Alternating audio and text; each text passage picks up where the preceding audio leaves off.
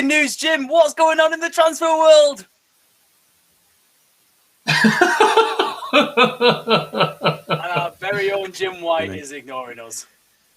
Internet is shit.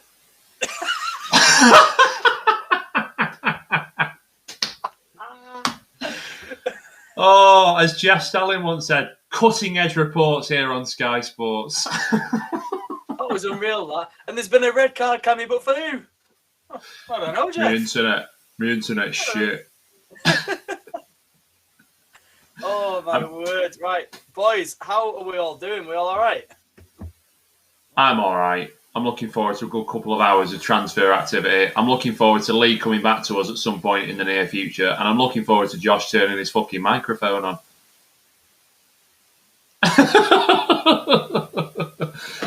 Guys, when you tune into 4M1T, this is what you get. It's a shit show all the way through. But fuck it, we'll keep you entertained till 11 p.m. Danny, mate, how are you? You all right? I'm all right, mate. I'm all right. I've been glued to Twitter all day. It feels like we've had a shift in how transfer deadline day works now, where we've gone from watching Jim White on Sky Sports, but Sky Sports are so far behind everyone now. It's better just to stay on Twitter. Oh, mate, Jim White's on TalkSport as we speak. He's retired from Sky Sports now, isn't he? So he's on TalkSport 10 till 11, I believe. He's going to be on soon, breaking the news. But what news is there to break? Danny, have you got a list of what's been happening today, please, mate? I have, mate. But before we do that, anyone that's watching us live on Twitch, YouTube, and are we still called Periscope? I think we're still called Periscope, aren't we? Whatever you are on Twitter, follow us on our socials at We Are 4M1T. Subscribe to our YouTube channel. Search for 4M1T or 4Max1T. We turn up either way. Josh, you alive and well with us, mate? I don't know. There he is. We've got sound. We're all right. I just wasn't speaking because I didn't know if I was even logged in.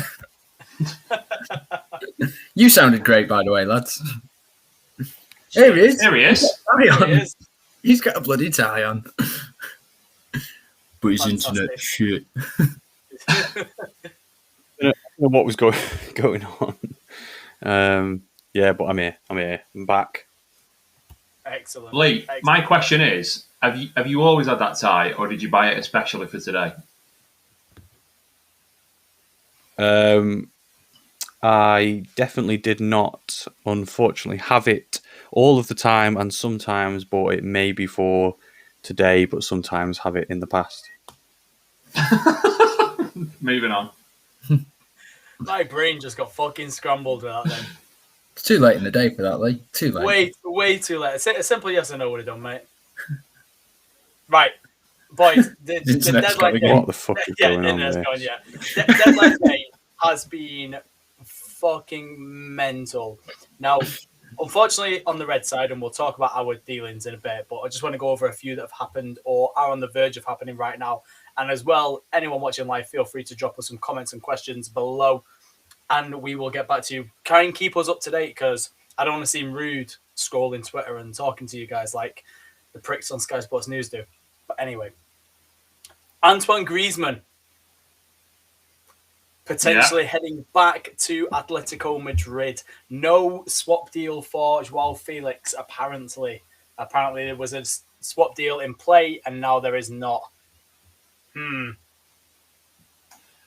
Well, earlier in the summer, the make weight was Sal Niguez, wasn't it? But Sal Niguez has just decided that he's going to Chelsea today for a loan fee of $5 million, I believe, which, bittersweet, but more just bitter, because why have United not brought him in on loan? But that's a story for another day. But yeah, he was a mate way, wasn't he? And now Greenspan. Listen, that club is dead.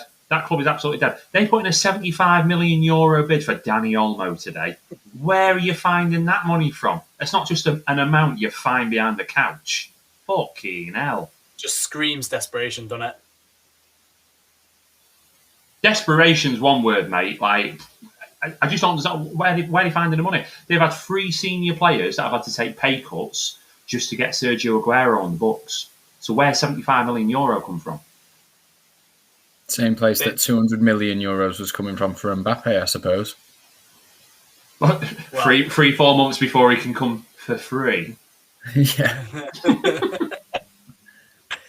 Yeah, the Mbappe one's a mad one. We'll get there in due course. as we welcome in our very own, Andy's gone already. As we welcome in Dale Barber, evening, sir. My dial-up internet back again. Lee's is worse Andrew tonight, mate. Thompson was busy watching the boys last night on Talk Total Footy, did an excellent transfer show. It's on YouTube. Go and check it out. They're live on Monday evenings. Are United signing the CDM or what? Is there anyone in particular you hope you'd sign realistically? I think we're done. I think our transfer dealings were done when Ronaldo came in. I think net spend, I saw an interview or a piece by one of our representatives, and it's like, we want 100 million net spend, no more.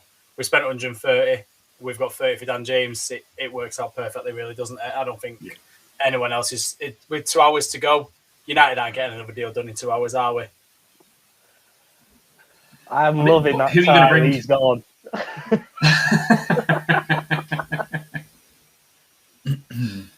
Well, I'm hoping his internet sticks around for long enough so he can fucking tell you about it, mate. Mate, I feel like Lee's screen is a fucking PowerPoint at the moment. There we go. It's like a light bulb. Anyway, boys, like, obviously we're not signing a CDM. No. But who do you wish we had gone for? Camavinga. For 30 million, he went to Real Madrid for 30 million. Like, well, it just made all the sense in the world. That's the exact amount that we picked up today for Dan James. I don't understand why we didn't go in for him, especially when Leo let him go at that price. Who is Camavinga? Who is Camavinga? Because he sounds like a Twitter star. No one's ever watched him play. No one has ever watched Camavinga play. Yeah, I agree. Sounds like caramel finger. That's all I can think about. I need some dessert in my life.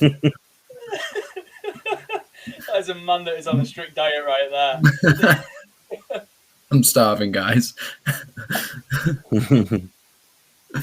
Oh, please move on from caramel finger. Dale, if we were going for a CDM, who would you want us to go for? Well, I'm surprised we didn't put a bid in for that Brighton chap, to be honest. Basuma. Yeah, he's class Basuma. Yeah, that's who I would. He is excellent. I thought he's kind of, sort of an age that Ollie's sort of been looking to bring in, sort of young, sort of upcoming sort of talent as well. I mean, he's 25. He kind of sort of fits that bill. He's had, I think this is like his fourth season at Brighton, so he's been there, sort of established himself sort of within the team. But yeah, I'm surprised we didn't sort of chuck a 30-40 million that way to see if that would tempt Brighton at all. But yeah, that would have been my sort of preferred signing in that position. Probably agree with that one there. Lee?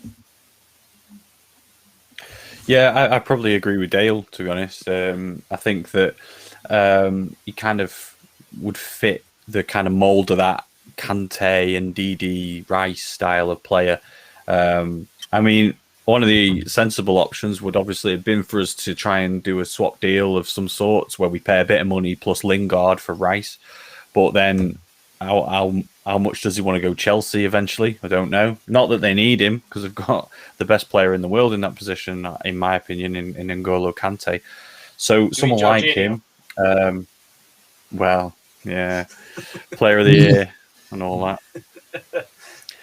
But yeah, this is the thing, like, kind of going off on a little bit of a tangent, like they've just signed Sol Niguez, haven't they, on a loan from Atletico, but they've got Kante and they've got Kovacic and they've got Jorginho, and then even further down the pecking order, they were talking on TalkSport earlier that they've got Ross Barkley as well, who hasn't had any offers and probably won't get in the actual squad list, the official squad list for Chelsea. So why do they need another midfielder? It doesn't make any sense, to be honest, but probably, again, someone that maybe United should have gone for. Yeah. The interesting one for me is them letting Zuma go and then failing to replace him with Koundé.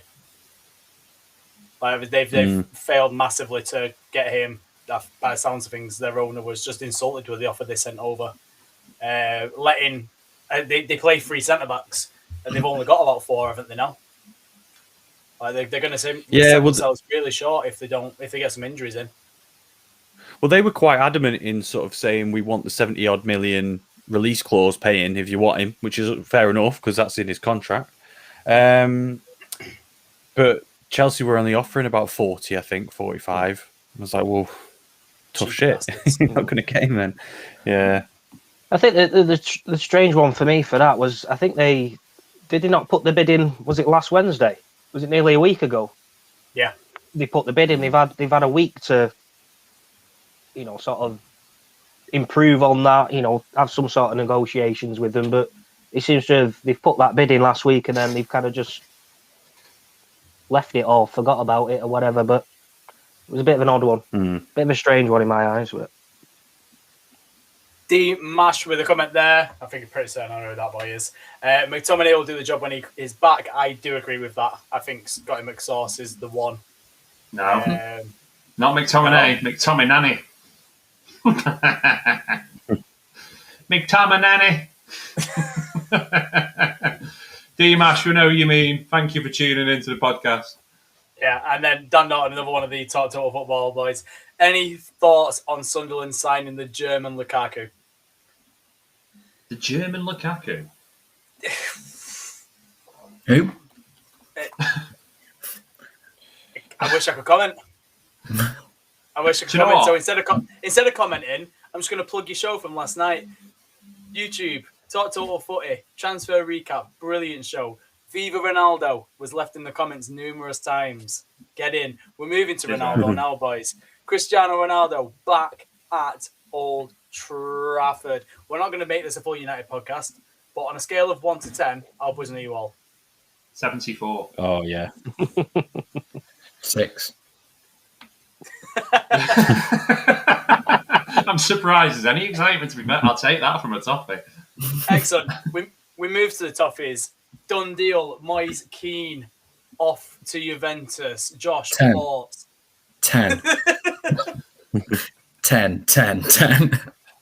Yeah, made up. 7 million over 2 years, 7 million euros with the option of a 28 million purchase clause, I think. Get him gone. Buy him now. What was his problem? Why did he hate Everton so much? From what it seemed. He's a lazy cunt. Yeah, he's just got the wrong hasn't he? I think he just probably moved. To me like... Yeah, he probably moved from Juventus thinking, here we go. Nice little big money deal there. They're doing things over there.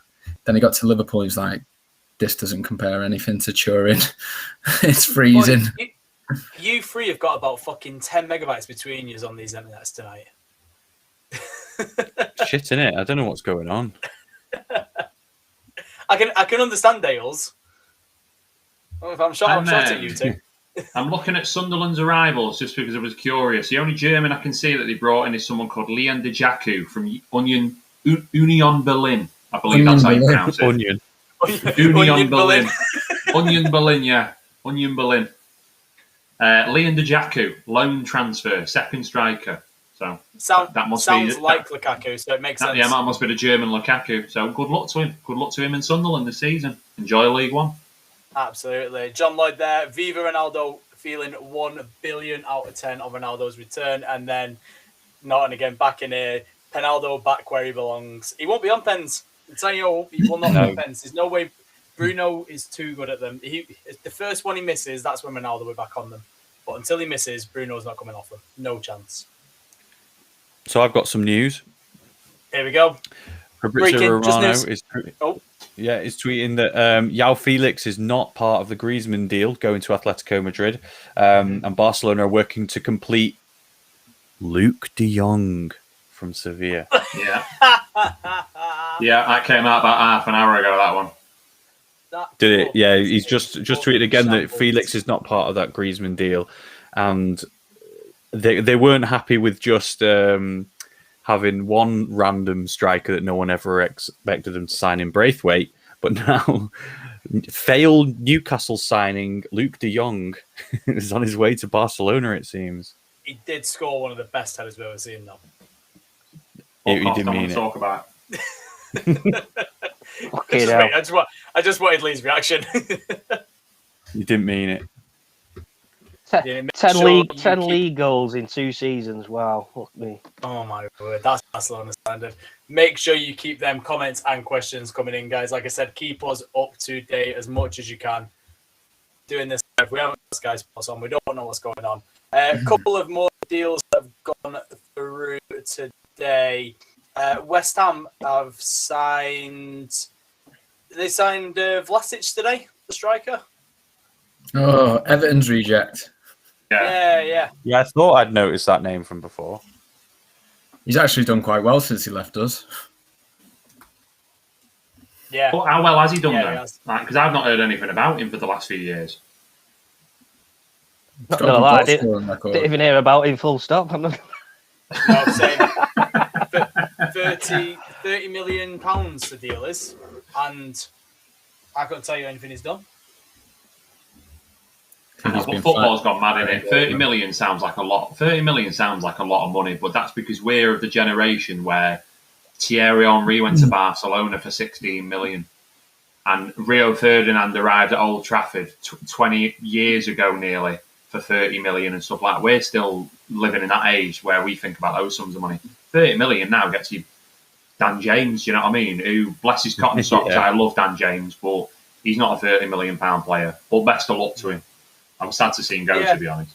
That actually was going to be my next done deal. Dan James off to Leeds United. I echo your statement. Seems like a great lad.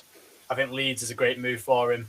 I hope he does really, really well, personally, but I hope he loses every single game going forward because Leeds are scum. Yeah, 100%. Yeah, I think that I was actually Cristiano in the shirt. Sad for him. Oh, is that official? Oh, nice one. He plays on the left. He plays on the right. That boy Ronaldo made England look shite. I can't believe it. I just can't believe he plays down the middle. That boy Ronaldo is not leaving the 18-yard box. I just can't believe he's back. Like, we'll get our Ronaldo bit out of the way for the next 60 seconds, and then we'll actually talk about the transfer window and stuff. It just doesn't seem real. Like, you know, he is one of the 2 best players of all time. There's him and Messi. There is no debate. And if anyone else debates, and you get these people just like, actually, it was Maradona. Well, actually, you're fucking wrong. So shut the fuck up. Well, definitely Pele. Well, Pele and his 500 imaginary fucking goals that he added onto his total can fuck off because he's not in Ronaldo and Messi's league. We must be feeling the same way that PSG fans are feeling at the moment. And I know PSG is just a shit show of a club. But imagine having Messi and Ronaldo playing for your club. They're literally the best ever. And he's back. It's just a privilege, isn't it? Yeah. So I heard somebody on the radio today and they called in and said, you know what? I'm so happy that he's come back. I don't care if he doesn't even contribute anything. He said, I'm just so happy that he's come back to the club that he could score no goals and no assists and do nothing every game. And I'd still be happy that it's just a bit of romance in football, in it, to see him back. I mean, this is why I'm kind of worried about. I'm worried, like, is he going to hack it again, the Premier League? And every single defender in world football, in the Premier League, will be out to get him. Will he hack it? And I'm just a bit worried that as soon as none of them are going to catch him. No. I mean, I look at what Zlatan did a few years back for us. He came at like 35, and he's still banged in about 25 goals that season in his debut season. You know, the class is just always there. Yeah. You know, and we're talking a completely different athlete here in Ronaldo. You know, the shape he's kept himself in at 36. You know, he hardly misses a game. You know, 29 league goals he got last season, top scorer by 5. You know, Lukaku was second at 24, and it's just like, even if he had an off season, he'd probably still get you 20 goals. Yeah, it's just it's ridiculous. I mean, you know, at 36, you know, he's obviously not the same player he was when he left us, and he had his peak years at Madrid and stuff. But for me, he's still, like I say, he's world class and he's outstanding. And I'll have no issues with him getting 15, 20 goals easy. this season. 36 goals in 44 games for Inter Milan, for Juventus last season. 40 goal contributions if you include the 4 assists. 40 goal contributions in 44 games. Then he goes to Euro 2020, scores 5 and bags an assist there in 3 games. I'm not even going to say 4 because he didn't even do anything in the 4th game when they went out to Belgium. In 3 group games in the group of death, 5 goals and 1 assist. The guy is just fucking ridiculous. He's a phenom. Does it not explain where our club has been as well? The fact that, like you said, Lee, I think a lot of us just feel like just him coming back is enough. The fact that we've still got the pull to bring in a Ronaldo. That was this window for United has been a statement that we it's been huge. Somewhat back. We still have pull. We still have the ability to bring in the best players in the world. We've taken one of the best centre-backs in the world. We've taken supposedly one of the best wingers in the world. And we've taken one of the top 2 best players ever and Tom Heaton. Like, what what a window that is for Man United. And like you said, what a feel-good moment. We've been so down in the dumps with the Glazers, the Moyes, the Van Gaal era, how fucked up Mourinho left the club in. And now we've got what we've got now. That yes, could we have been happier and got another CDM? Absolutely. But do we have 6 centre midfielders on the books? Yeah. So I can understand why we haven't gone for one. Yeah. It does feel like it's almost like the never-ending transfer list, though. Never-ending wish list, shopping list, isn't it? Like, before the window, like we were talking about yesterday, we were saying, well, we definitely need a right winger. We definitely need a centre-back. And we got them. And now it's like, well, we definitely need a CDM. And we'll get the CDM. And then in summer next year, we're like, well, we definitely need a left-back or a left winger or something. You know, what's next? So kind of got to just You're always take chasing what the we've next got thing, now. aren't you? You're always chasing the next thing. You've got to leave these transfer windows asking yourself, are you in a stronger position than you were before the window started? And I think for us, the answer is absolutely yes. But that's enough on Ronaldo because I think every man and the dog on YouTube has covered it. Yeah. And Chris, you've done it unplugged as well. Like, you've absolutely smashed it there. We've got some brilliant questions there. I'll get the shit one out of the way. Dino, you can get fucked, mate. Great. Well done to the United owners. A great window from them. They've tell you what, the Glazers have stormed it this season. They had to. They had to. With all the protests and stuff, they knew they had to do something to get the fans back on board. And they just put the money in the pocket and they brought in 3 absolutely world-class players. And someone likened the Ronaldo signing to when they signed Tom Brady for the Buccaneers. And it won them the Super Bowl. So, could be. Josh, one directed to you, my friend. No one from Andrew Thompson.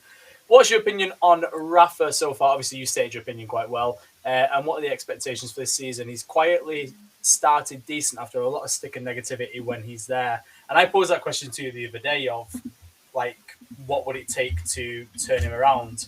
But you've got some decent results in. You look like you're playing half decent football. What are you thinking? Well, the best way to answer your critics is by getting good results in. And begrudgingly, at the start of the season, although I had a bad opinion of him, like most Evertonians, I did say that you've got to give the guy a chance and you've got to judge him based on his results. So 7 points out of 9.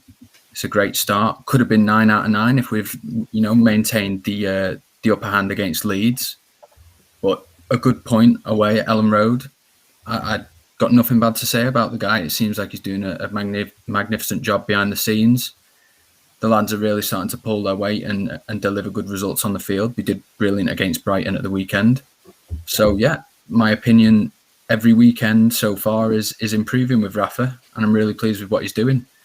He's not spent a great deal of money, and he's doing really well with what he's got. So, I'm impressed with him. Expectations for the season, each weekend they're improving as well. I think I was saying we'd be fortunate to finish in the top 10 at the start of the season. Now I'm thinking if we carry on like this, it might be quite achievable. You never know. If we carry on like this, we might even be pushing for the last Europa League spots, maybe. There's a lot of good teams in there, in the mix. And it's a marathon, not a race, but we've started the race off really well. A marathon is a race. Not a marathon, not a sprint. Sorry, mate. Yeah, thanks for the No, you're right. It's nice to see that. I think a couple of Evertonians are just slowly coming around to him. He is a great manager. He's going to do good things with you. And like you said, he hasn't exactly been given. I don't know if he's been given the money or not, but at least he's not spent it on dross like Alex Iwobi. Like, he's picked out a few good, cheap signings. Damari Gray is looking incredible. Andros Townsend, you know what you're getting from him no matter what. Like, you just know you're getting 80 minutes of hard graft and a couple of worldy efforts. Like, you can't knock him. And I think if you can get Maitland-Niles in over the 9 in the next hour and a half, which I don't know what the story is with that. I've been in work, but what's going on with Maitland-Niles? Well, everybody knows at Everton that we need to shore up our right-back positions. Seamus Coleman is doing a good enough job. He's come back from the injury and he's staying steady at right-back, but we can't rely on our sort of makeshift Alex Iwobi right wing back, can we? So right back's definitely the main area we need to strengthen, and a Maitland-Niles 2-year loan deal I think would be perfect for us. I really do think it'd be a great fit for both the player and the club. He seems, based on what I've read, he seems to be interested in a move. He said very publicly on his social media that he just wanted to move somewhere where he'd be played. And that was directed straight at Arsenal, but it seems like Arteta and Arsenal Football Club are quite happy to block the move, to which I think he's retaliated and said, well, don't expect me to be playing for the first team, training for the first team. So he's digging his heels in for a move. Arsenal, likewise, are trying to stop it. I mean, they need all the help that they can get as well. I mean, we'll come on to them in a minute. Yeah, in defence and attack. But yeah, Maitland-Niles is one that I'd really like to go through if we can get it over the line. It seems like it might be a bit of a struggle. We've been linked with Van der Beek from you boys today. Obviously, he's not getting in at Man United. I think you lads probably wouldn't be too fussed if you let him go on a loan deal. But Ole Gunnar Solskjaer apparently has blocked that.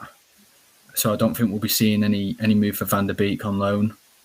Maitland-Niles is probably not going to happen, I don't think, unless we give them a really good financial package to sort of push them on that. But he's had a heart-to-heart with Arteta today, apparently. They've had talks, and he's been assured that he's got a role in Arsenal's squad, and he's piped down again.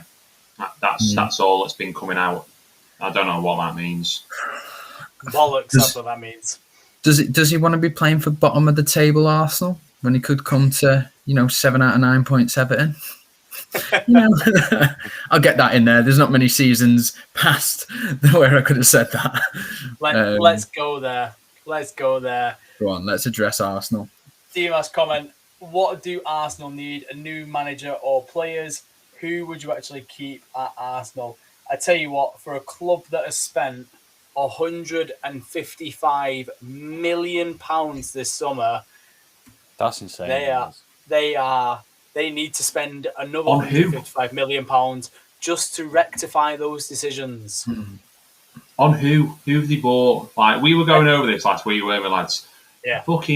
You can understand the goalkeeper, yeah, and you can understand Ben White. Right? I think they'll come good, those two players. I think there's a little bit of upside there.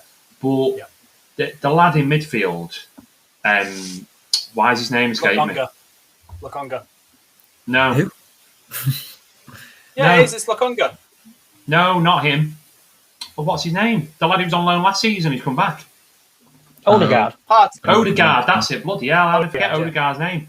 Odegaard. I mean, why? Did he do anything last season? He was all right. I wouldn't have broken the bank to go and bring him back on a permanent deal. Like, he didn't do anything. No. Not when Smith Rowe's been playing in the wrong areas. Smith Rowe's been their only bright spot this season so far. I don't get the goalkeeper transfer, to be honest, Collins. Spend that money to leave him on the bench and play Leno? I don't get it. I don't get. I mean, going back to the goalkeeper there. I mean, why did they let Martinez go last season? No, if you're gonna splash out 25 million on a new keeper, why the hell did you let Martinez go? Because he had an absolute worldie of a season last year for Villa. Yeah, you know, and Argentina, and he's just like, who made that decision?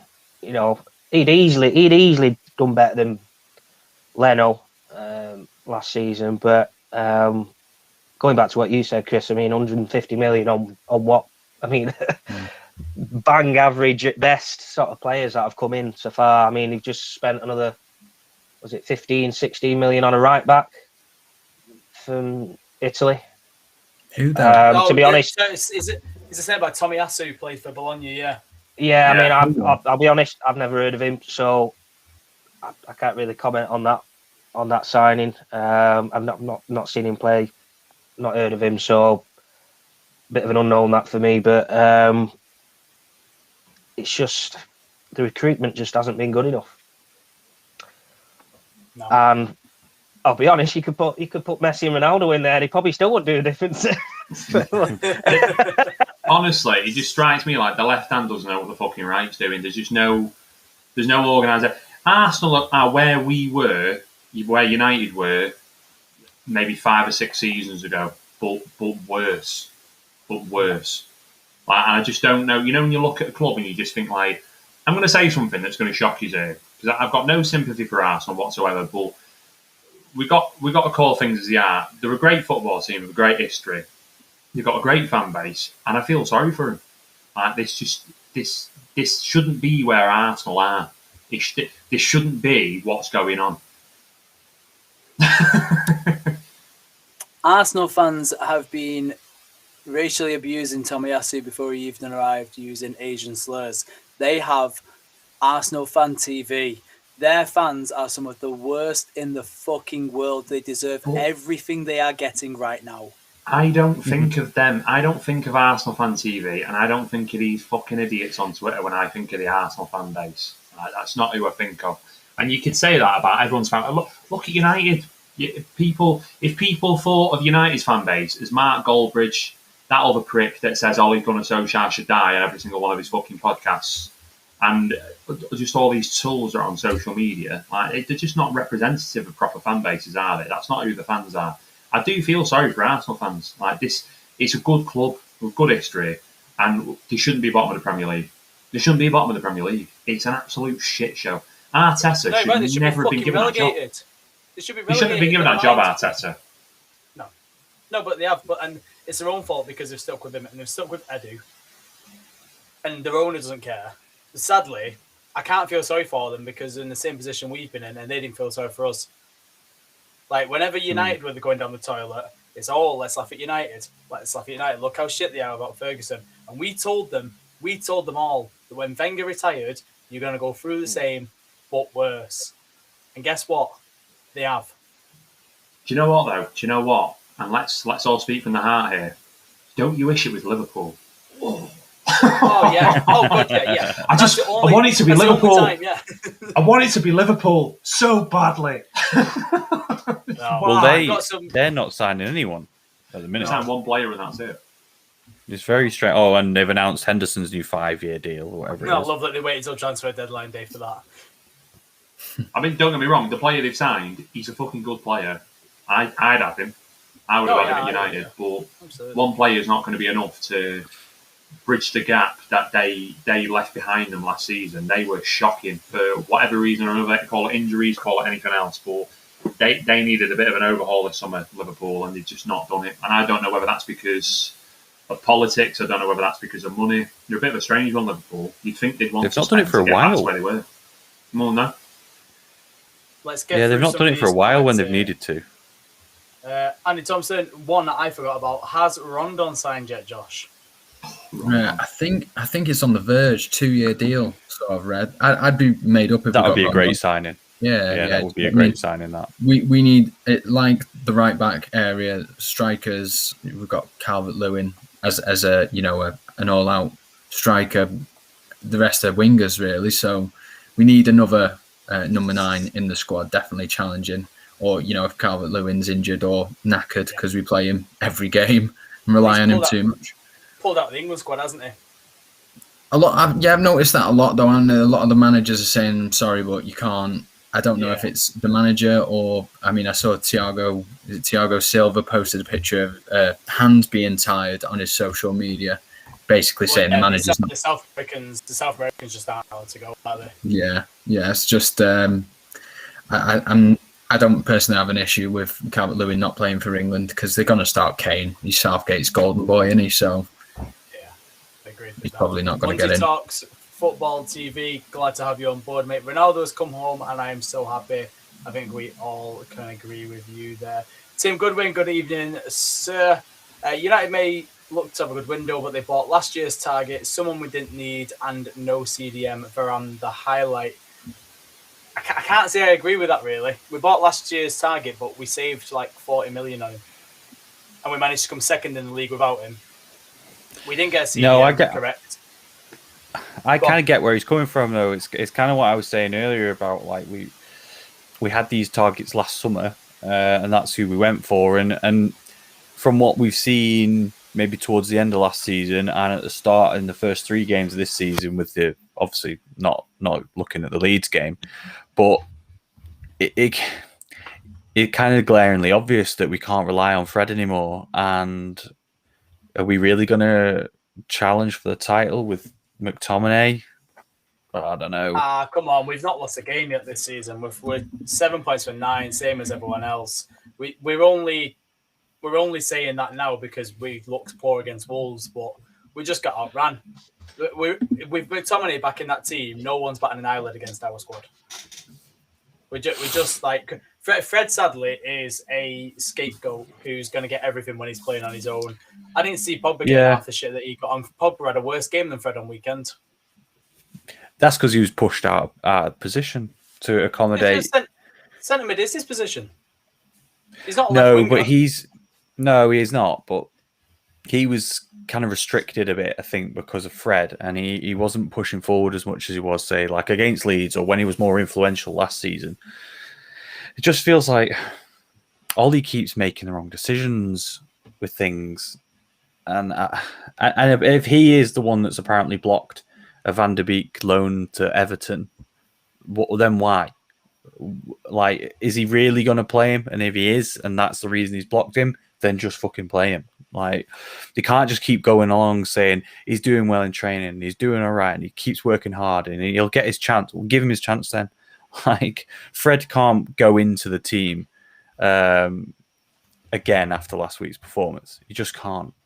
He was bad. He wasn't that bad though. He wasn't helped by his midfield partner. But like going back to Tim's point, you can't say we've not had a good window this season because of how poor last season was. If anything, we've had a great window this year because we backed up what we couldn't do last year. Yeah, probably. Like last season was just a fucking shambles. Van der Beek was a panic signing. We all know that. Cavani was a panic signing. We all know that. What we've done this year is identified the two. We got 2 panic signings in. We came second in the league, and now we've identified the issues. Is like to improve us into second in the league under 2 panic signings. I think that's good management, mate. I've got breaking news, lads. Go on. Jordan Roberts has returned to Motherwell on loan from Hearts. It's fucking happening. It is transfer deadline day, and we are at the cusp of the cut-off, boys. It's getting tense, and the big ones are coming in. We're in the final hour and a half because all we're getting is Scottish deals now. Fuck you now. Anyway, let's rattle through some of these comments. Tim, you've left a couple, so I'm going to rattle through yours now. When talking about the Arsenal fans, it's a little bit like these racist scumbags of England do not represent England fans. I agree completely. Talking about Liverpool, and you said Van Dijk is back for them. Yeah, he is, and he does look good. But still for Liverpool shite. I wish it was them that were going through trouble. Would Fellaini have been better than Fred? Listen, you're asking the wrong person, mate, because I fucking love Moran Fellaini. So no. I think he would have been. Yeah, I think he would have been. No. Fred, he would no. Fellaini would not have had the legs to deal with what Wolves would do. If Fred couldn't have dealt with the legs on Sunday, Fellaini, there's no way he would have done. We just got outran. It was as simple as that. We got outran because of Pogba not being able to track back a man. If we had another mobile centre midfielder in there, we might have been okay. That's why we need McTominay. It's as simple as that. It's just a good job that Aaron Wan-Bissaka was covering back like he was. Otherwise, it would have been a very different game. And Varane had a fucking stormer. And then Cavani He was turned class. out. Cavani did turn out well. I absolutely agree with you there, Tim. Right, back onto some other comments as well. Andrew Thompson, Odegaard is a strange one. Too similar to Smith Rowe. Absolutely agree. Goalkeeper 1-2. Might as well kept Martinez, exactly what you said there, Dale. Looks like they're changing the model to buying youngsters. The problem is they're shifting the shite. Yeah. I tell you what, who they should have shifted. Granit fucking Xhaka. Fucking awful. Oh, my Lord. Save him for dickhead of the week. Save him for dickhead of the week, mate. We're doing that today. Of course we are. Of course we are. And then a follow-up comment. Too many comfortable players there. Aubameyang only turns up in the easy games. No discipline. Their attitude stinks. Yeah. Fully agree. Yeah. Josh, I believe you've got a bit of breaking news for us, mate. Just a little bit back on the Salman Rondon deal at Everton. So Vinny O'Connor, who's reporting outside of Finch Farm, Everton's training ground, has said that the deal is effectively done. So we could be seeing an official announcement from Everton within the next hour or so, I should think. Well, there's not much longer, is there? So maybe in the next 30 minutes to an hour, you might see Everton posting a little picture of Salman Rondon on the socials, which, as I said... That's a good sign in that. Nothing wrong with that for me. He'll probably cost us next to nothing. 2-year deal, shores up the attacking line. Where does he slot in, Josh? Two-part question. Is he a starter? Is he starting going in straight away? And where does he fit into the system? Like, how are we going to see Everton line up front this season? He, for me, is never going to be the starter. That's always going to be Calvert-Lewin. I think we rely so much on Calvert-Lewin for our goals. It's good to have somebody in there that's going to, at least come on 70th minute when Calvert-Lewin's got tired legs and give us a good 20 minutes, because he is renowned for being a bit of a grafter, isn't he? He puts the effort in. So I'm not expecting a lazy performance from him. I think he'll put his body about. He's a big, strong lad. And, when you've got defenders there that might be flagging in the last 10 minutes or so, I think he's the guy that's going to put himself about, especially for set pieces. He's good in the air. I'm fully not expecting him to take, starting lineup position from Calvert-Lewin. I think it's just somebody there to help him out. Not even push for the position. Purely just somebody that can slot in when Calvert-Lewin's tired or injured. And what was the second part of the question, mate? Mate, you just answered it both. Basically, let's talk about your striking options now. So you've got Rondon. Yep. You got Calvert-Lewin, Richarlison. He looks like he's got an hour and 15 minutes to force through a move to PSG. Otherwise, he's staying at the club as well. He ain't going anywhere. And then obviously Damari Gray, the 1.7 million wonder striker, or wonder winger rather. He's looking pretty good, I think, for Everton this season. I think this has probably been the best you've been attacking wise since Lukaku since you won the league in September last year. Yeah. And what a wonderful league it was. Chart toppers, mate. Everton. As I say, we've started well. If we're bringing players in that can, give us a slight edge, and it's not going to break the bank, I'm all for it. That's what transfers are for. That, if you've got an area where you're a little bit loose, a little bit weak in it, I'd ideally like to see the Maitland-Niles deal just gets sealed now in the last hour or hour and a half or so. That'd be perfect for me. I don't think we need any more than that. If we sort the right back and we get Rondon over the line, I'll be happy with that. But I don't think we'll get the right back sorted. I think we'll have to just make do with what we've got. And if Seamus Coleman's not there, then makeshift right back, maybe Holgate. Ben Godfrey's played there. We're going to have to do something like that, I think. I certainly wouldn't trust Alex Iwobi. But no. I've made that clear, haven't I, on multiple podcasts that we've tried it. He may have done well against a Fulham or a Norwich or whatever, but imagine Iwobi playing at right wing back against a United Or even Martial would have a field day. Yeah, the class isn't there, is it? Unfortunately, no. So yeah, Rondon looks to be nearly done deal, lads. I think, and I'm happy with that. Yeah, I think Rondon will go over the line. Class for Newcastle. News from Fabrizio Romano: Hector Bellerin has joined Real Betis. On the note of Real Betis as well, not to take it from Hector Bellerin, but this lad that Barcelona signed from Real Betis, Emerson, yeah. So didn't he only sign like a couple of weeks ago, and now he's just joined Tottenham today? So from my understanding of it, Barca already had a 50% ownership in Emerson while he was at Betis. So it was like a weird fucking Spanish league loan that they always do. Oh, they're weird. They are. Remember they spelt problems a while ago. These 50% ownerships of players. Do you know what? Then, when you're playing Football Manager, they used to do my fucking nut in them because you'd always get this wonder kid, and it'd be like Italy, always fucking Italy, and it'd be like Genoa and Sassuolo who part owned him, and one of them would be like, yeah, 1 million, yeah, we'll take that, and then the other one would be like, we want 30 million. I'd be like, fuck you, no, that's not realistic, that is it? Fuck you, what are we doing? Hate him.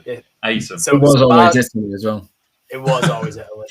So Barcelona took their 50% and made it 100% ownership. He signed literally a month ago and was told he won't be able to leave for anything less than 300 million. And then 30 days later, he's now going to Tottenham Hotspur for about 30 million euros. Yeah. I mean, I don't even know what it's like. They always fucking mad, aren't they? Those buyout clauses, they're stupid, aren't they? Here's an interesting one. I don't know anything this about that. For you, Josh. Yeah. I've watched him a bit, and he looks all right. I was very surprised when Barca brought him back because the Serginho Dest looks fantastic at right back. So I was shocked when they brought him back, but maybe they just brought him back just to sell him on. I haven't seen confirmation that James Rodriguez hasn't left yet either. What the hell's going on with James, lad? Oh, I mean, he's come out and said that he's staying at Everton, but it seems like Everton are really trying to push to get him out of the club now. I think Rafa or whoever it is behind the scenes, Marcel Brands, is just has washed their hands with him. They've had enough. It's been an absolute merry-go-round joke of a transfer period with James. He just looks like he's thrown his toys out of the pram for me, and now all of a sudden the move's not there, and he's like, "Oh no, I'm happy to be here now. I'll give it my best." Nah, that's not good enough, is it?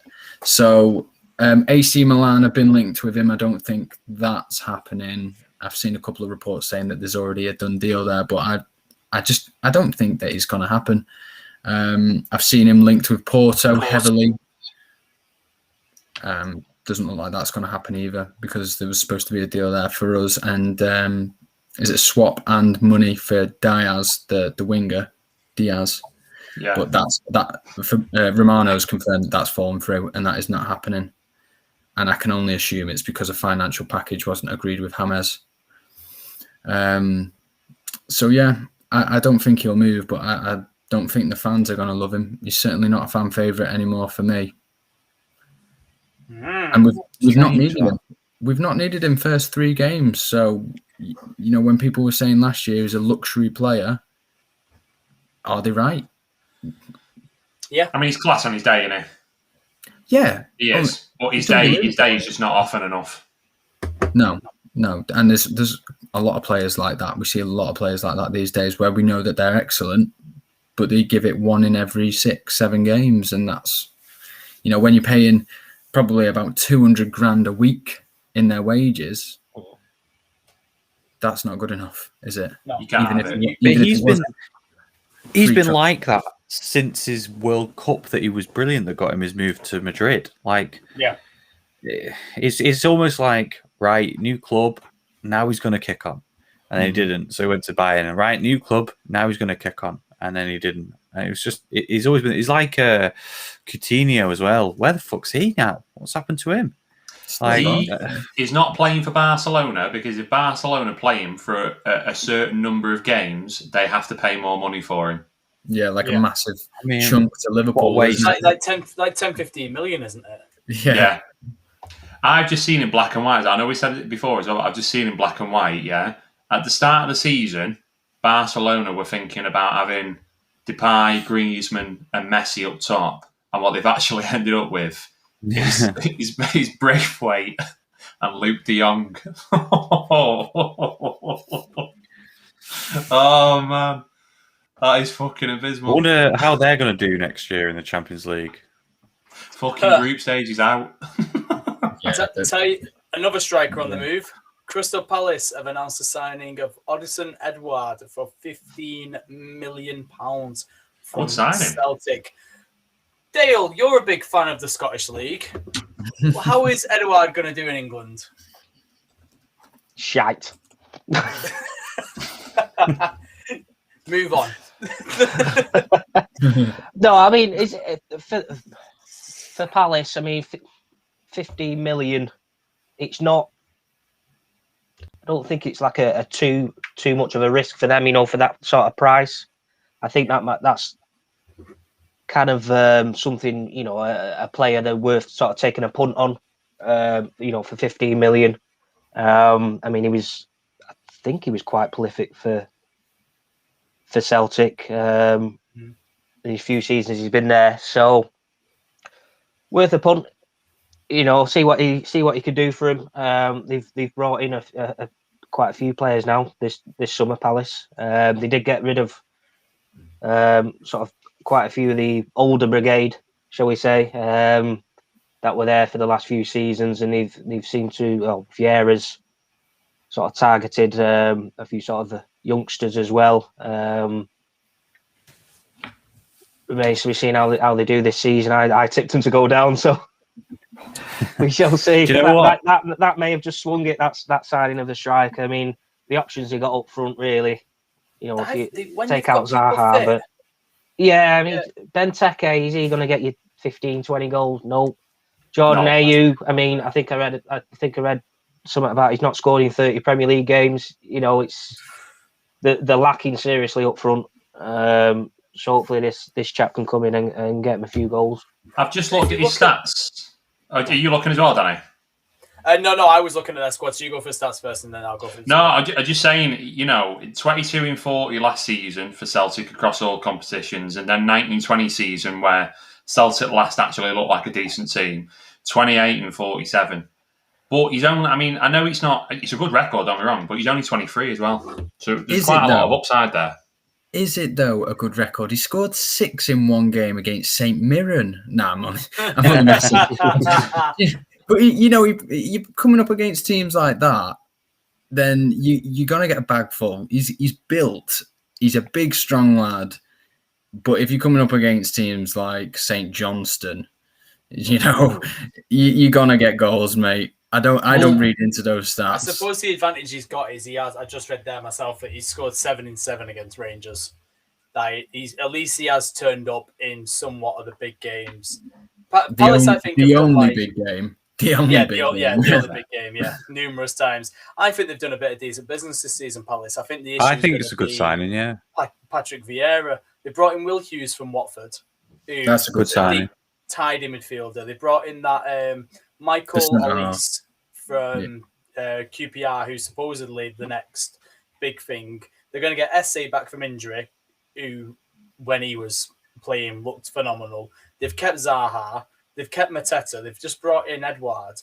And then Conor Gallagher, who, by the way, looks incredible against West Ham. He's a great signing. Jesus Christ. I think they've got the makings of a decent low to mid-table Premier League team. It's just whether Patrick Vieira has the manager and wherewithal to put it all together. Yeah. Do you know what though? Like a lot of people criticise like players coming from the Scottish League. Like Virgil van Dijk came from Celtic, so if a player can do it like that, then I mean, as an opposition to that, what you would kind of think is that shows the level really of Scottish football, doesn't it? That one of Celtic's best players is being signed for 15 million by Palace, who are a mid to low table Premier League team. However, like I said, there are players that have done really well after leaving the Scottish division, and Van Dijk is probably the best example of that. And for 15 million, it's not really much of a gamble for a Premier League team, that is it? They've done some good business, I think, Palace, and I think he could maybe prove a few people wrong. Edouard, I think he might be a good signing, and I'd be interested to see if someone like Morelos would make a similar move from Rangers. To see him in England. He's a shit. Yeah, I'd like to do that. Yeah. He's a massive shithouse. Him up front, he'd be like Diego Costa version 2. Yeah, he'd be like fucking Juve. Elad's Juve that used to play for Liverpool. Elad's Juve. Everyone hated that bastard. I'll tell you what. The realities of the situation, though, isn't it? Like Palace are doing well. They're going below them to the Championship, and they're picking the best players in the Championship and bringing them in. Like, you know, probably belong in the Premier League. And then they're going even lower than that and taking players off Celtic in the Scottish League, aren't they? So they're doing all right. Well done, mate. Had to get it in. Diego, the DJ, Yellow Card Podcast in the house. How we doing, boys? You lads featured on their podcast a while ago. They are very prevalent on Twitter. Follow them at Yellow Card Podcast, I believe, is their socials. How we doing, Diego? Are you up early watching the... Will you be up early? What time is it in America right now? About midday, isn't it? It depends. It's such a big place. One half of it is one time, and the other half is a bleeding over, innit? Well, I hope you're either enjoying your lunch or your breakfast, depending on where you are, mate. Do you know what's funny, else? right? Go on. Across Twitter at the moment, you've got literally pundits queuing up to tell us how Ronaldo's not going to be good at United. Honestly, they're queuing up. We've currently got Lee Hendry on Football Daily talking about how Ole Gunnar Solskjaer's not going to be able to tell Cristiano Ronaldo what to do. Right, okay. You've also got Paul Merson, who is sat there saying, if Ronaldo was still any good, then Usain Bolt would still be a sprinter. What? Right? What the fuck? Come on. It's hilarious. It's great, isn't it? If he signed for City, they'd be talking about how much of a 110-point season they're about to have, because it's us. It's hilarious. You know what? Mercy's going to be like that with Ronaldo, like Souness is with Pogba. Unbelievable. They're just bitter. Merson's a bit bitter because of what's happening at Arsenal, isn't he? He's got the hump about that. Yeah. It's a shame, really, because good players with controversial opinions, it really annoys me. Lee Hendry was a good player. Paul Merson was a good player. You don't need to be that way. Just give it real. The likes of us, Yellow Card Podcast, Mad Sports Network, Talk Total 40. This is why we need to blow up to get these fucking fossils off the TV, because none of them have got a clue what they're talking about anymore. Well, they do it for the clicks, don't they? We know why they're doing it. Well, they do it because they're all fucking delusional, mate. They're all like 70 years old with dementia. They ain't got a fucking clue. Anyway, TD Frost, if Chris is right about that transfer policy talking about dipping into the Championship and then the Scottish Division, does that mean they'll be after Lacazette next? Could you actually imagine? Could you actually imagine Arsenal playing in the Championship? Like, it's never going to happen. But could you actually imagine Arsenal playing in the Championship? Because you say it might not, but it might. They're in a relegation 6-pointer, and when we come back from this international break, if they lose against Norwich, I mean, we are going sizzler, because Arsenal are just certainly they are in trouble. They are in fucking trouble if they lose to Norwich. More breaking news: Serge Aurier is close to an agreement to terminate his contract at Spurs. William There's style. a big fucking surprise. Yeah, he's another one, isn't he? He's another one that's a bell end. Everton need a right back. Get him in.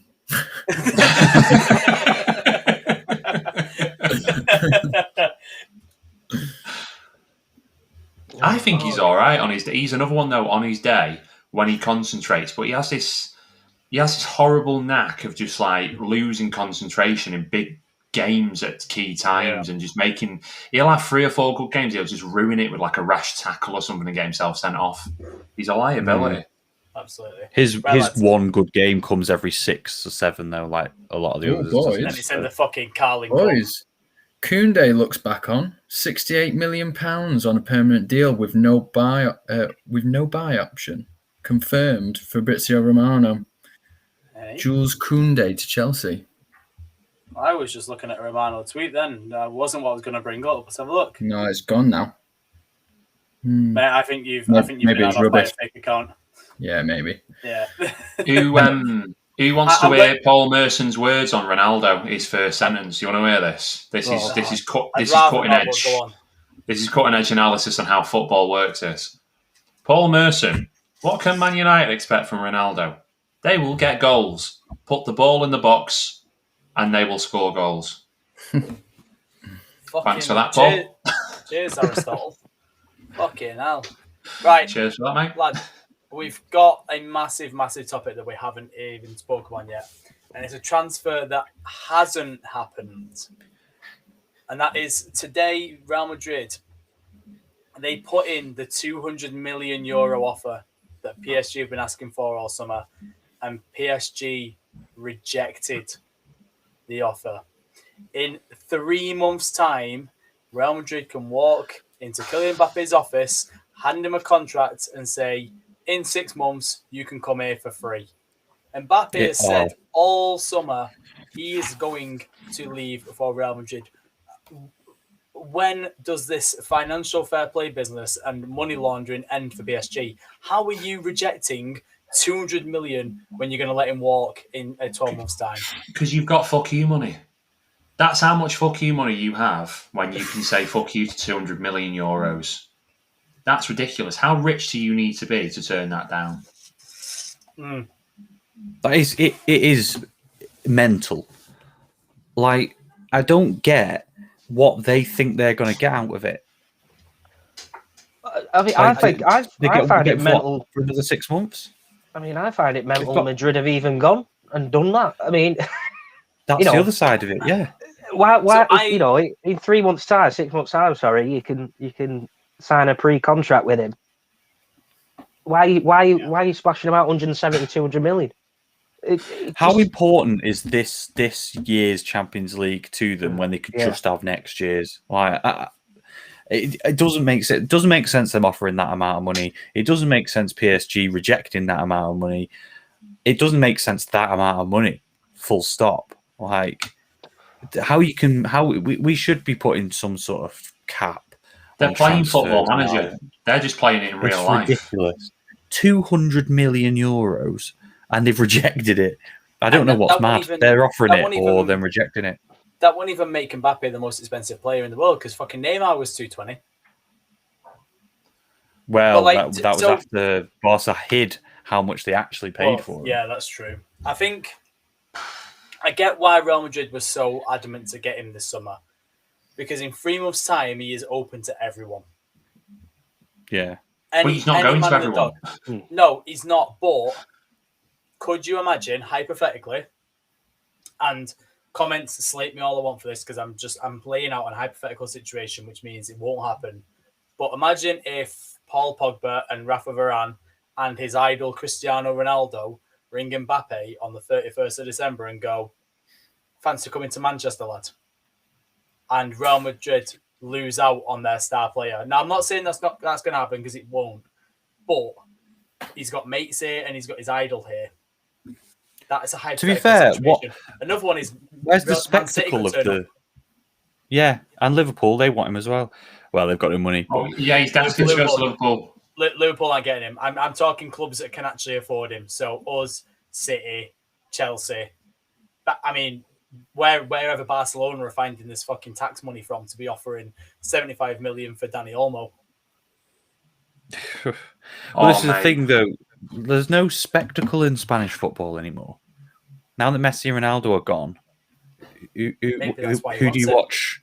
Who do you watch La Liga for now? No one. It's not the same as it was. Yeah, but this is the thing. Why would he go there now? Obviously, he wants to play for Real Madrid, but he wants to play for the Galacticos Real Madrid. Like, I don't think it is about the money because you can get that at PSG.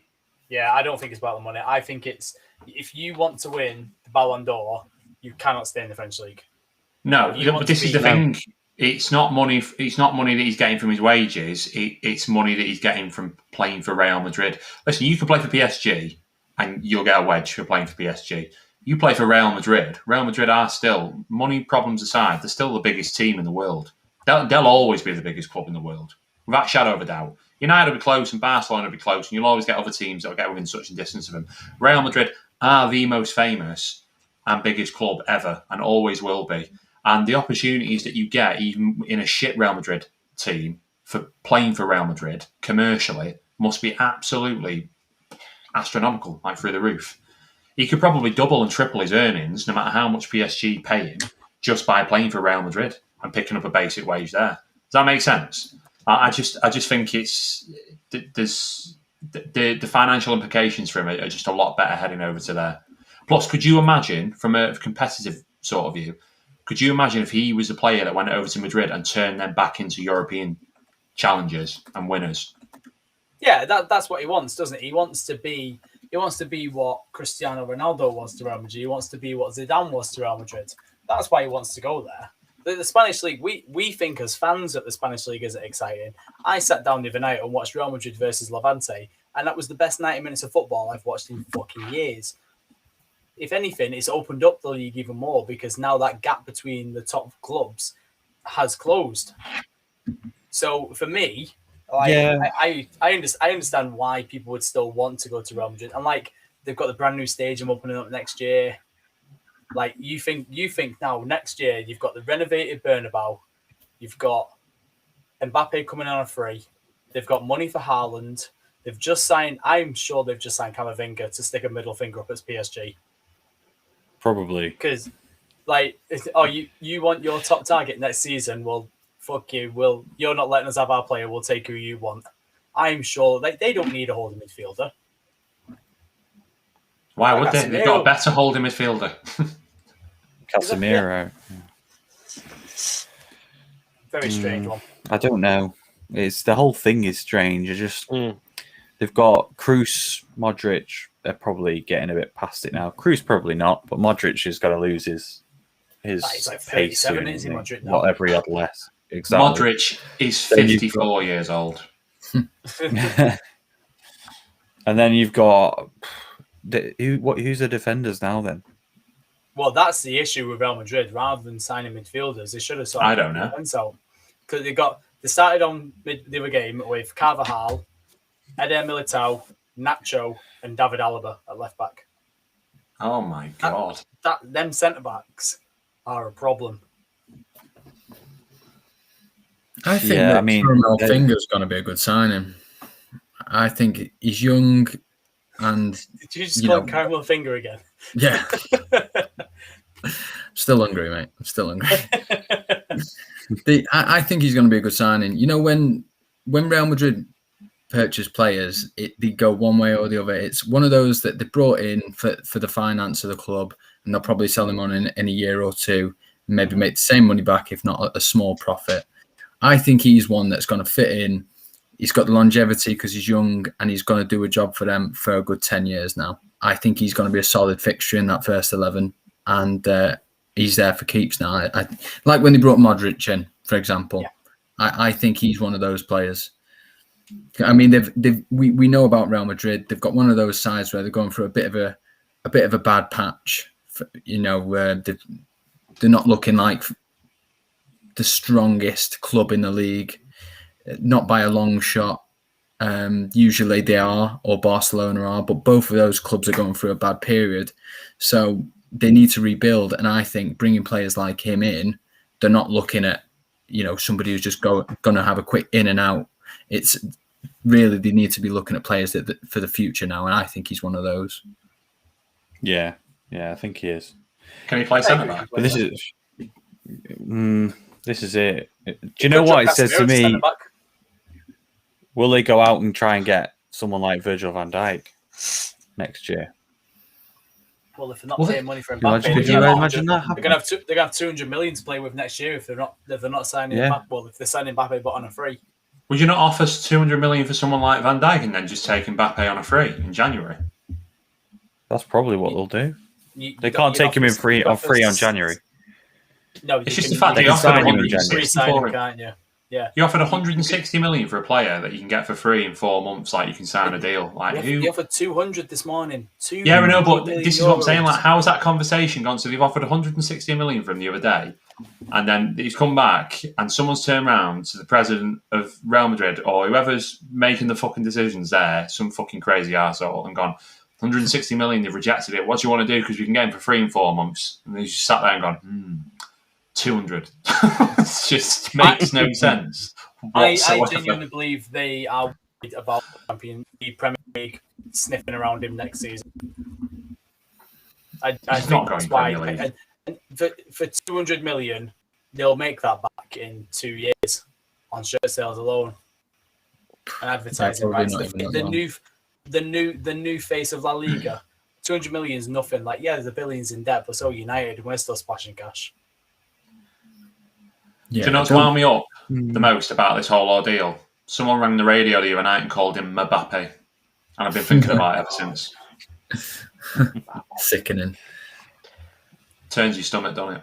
Yeah. Yeah, I've literally got the quote here from Juan Laporta about Emerson. His release clause is 300 million, and we hope we can be a Barca for many years. That was on August 2nd. 300 million. At the start many years. Not even many days. It's just such a stupid amount of money. Like, who's decided he's worth that for a release clause? Like, someone has that job. Barcelona are that stupid. They pay someone just to come up with release clauses. I'm sure of it. He just sits there and he just comes up with numbers. How about 300 million? It's Football Manager style again, isn't it? I used to do it on Football Manager. Oh, I've got this wonder kid in, slap a massive buyout clause so nobody can ever get him on that deal. And they just obviously do that tactic, don't they? One final comment before we're going to start wrapping up, because these transfer deadlines and the deals seem to be slowing down now. They always do on deadline day, don't they? With 45 minutes to go, we just get the fucking Blackpools and stuff in. Andrew Thompson, one final one. Real Madrid have mainly spent money on players in their prime. That catches up with you before you know it. They're all 30s and no youth coming through. Liverpool will have that problem soon. And yeah. I think Liverpool's problem will be that, like, your likes of Mane, Salah, did they really want to stick around that much longer? If they're not, they've hit the peak, and now they're not at that standard anymore. And what more can they win? Are they really going to be? They've lost the edge of winning. Yeah. Are they really going to be challenging for the Champions League? I don't think so. I think Barca and Real Madrid's like cock-ups in the Super League and stuff has stopped them from going there. Because if clearly, I mean, they've got money obviously for certain players, but they haven't got millions in the bank. And I think because those two haven't come involved, I think they've just gone, fuck it, let's just stay. Mm. And our last comment there from TD for us: am I the only one that doesn't see Mbappe anywhere near a 200 million player? Haaland is far better and more of a Galactico signing. That was a genuine offer. That was a statement of intent from Haaland. I kind of agree. Go on, Newcastle family. Go on, talk on. How are Newcastle doing in this transfer? Oh, can we talk about They've Newcastle? signed Santiago Nunez. Who's that? He's made up. I'm convinced of it. Do you know when players on like FIFA like they retire during career mode and they get regenerated into a fucking new player? He does look like a regen. Yeah, he does. That's the one, Santiago Nunez. Haaland is unreal. Absolutely unreal. But I'm not sure he's better than Mbappe. I mean, in theory, Real Madrid can get both of them next season for 67 million. Is that the buyout clause for Haaland, is it? That kicks in next season. Why couldn't somebody just go in and offer 67 now then? Why have they not done that? Is it? Its buyout clause now is 150. Right, so it drops. If he stays one more season, it drops, yeah. Oh, fair enough. I mean, you would go, it's less than half. Definitely go in next year. And then what is it the year after that? 20? It's probably out of contract then, isn't it? Out of contract. Might as well wait, get him on a free. Yeah. Very interesting. Right, Lee, boys. I know. Lee, don't Lee. do it, Danny. Let's not avoid Right. this. Lee, address your audience. Barcelona as well. Football slag. Lee Noble. What can I say? Just slag. Josh is the one wearing the Barca shirt.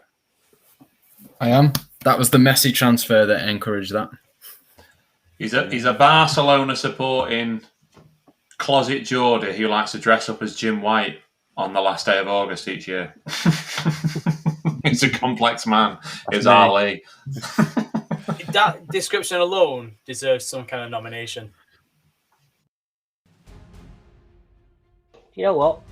Under 18s, yeah, we're furloughing you. No, it's just not something you do. No. Just not that week. Here we go. Oh, dickhead of the week. Dickhead of the week.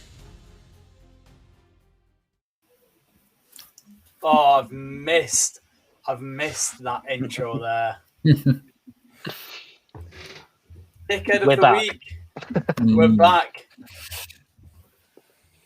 So, segment of the show for anyone that is with us that is not usually with us. This is where we will do a roundtable, find our dickheads of the week in the footballing world, put them to Dale for him to choose our reigning dickhead of the week. Would anybody like to open the floor? Go on, Josh. Yes, Josh. Thanks. Been thinking about this one today. My nomination is, don't know which player it was, but Villarreal's goalkeeper and centre half against Atletico Madrid the other night. What was it? 96th minute. Yep. 2-1 up against Atletico Madrid. Nice cushion header. Back to the keeper. Keeper's nowhere near in the middle of his goal. Full stretch. Back of the net, 2-2.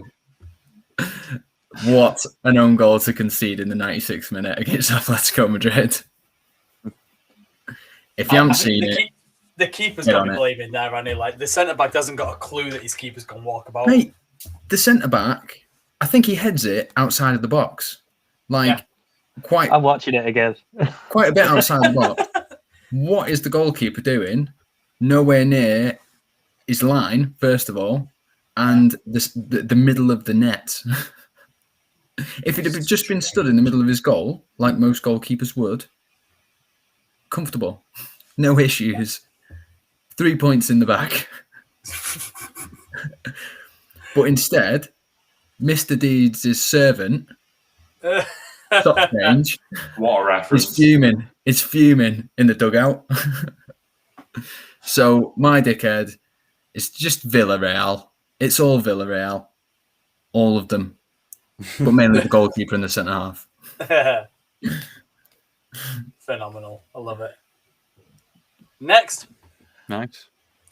I'm going to go for and again, there's loads of good ones which I'm sure will probably be covered, but I'm going to choose Emerson Royal for his